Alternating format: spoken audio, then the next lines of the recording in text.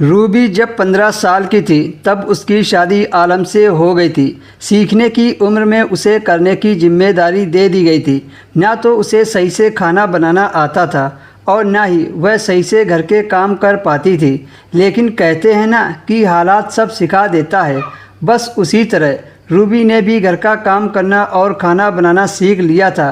Ruby का पति प्यार तो बहुत करता था, लेकिन सिर्फ बिस्तर पर।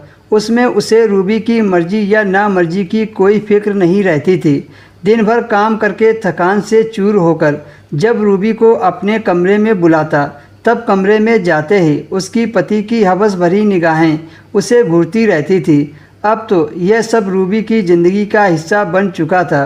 उसकी ज़िंदगी में आराम नाम की चीज़ नहीं थी। बस दिन भर काम करना और रात को बिस्तर पर पति के अरमान पूरे करना, इसके अलावा उसके खुद के अस्तित्व का पता नहीं था। रूबी का ससुर जो आंख से अंधे थे, रात को सोने से पहले उसे रोज़ ससुर के पैरों में मालिश करना होता था। उसकी पूजनी सास वैसे तो वह दिन भर पूजा में ही मग्न रहती थी, लेकिन हर 2 घंटे में चाय चाहिए होता था और उन्हें खोलते हुए चाय के कप पानी से भी ज़्यादा ठंडी लगती थी और वो गर्म चाय की प्याली को रूबी के ऊपर फेंक देती थी।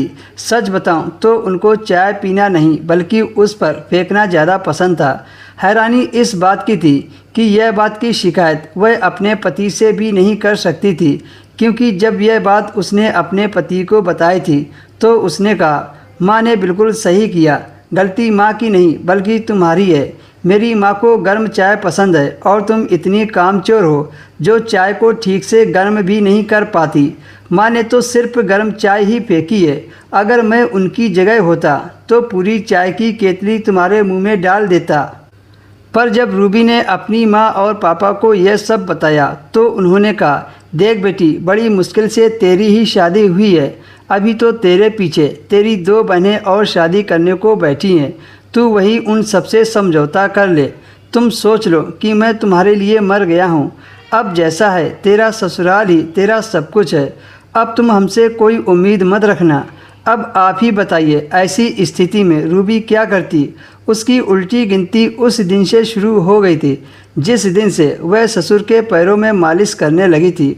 हुआ यूँ था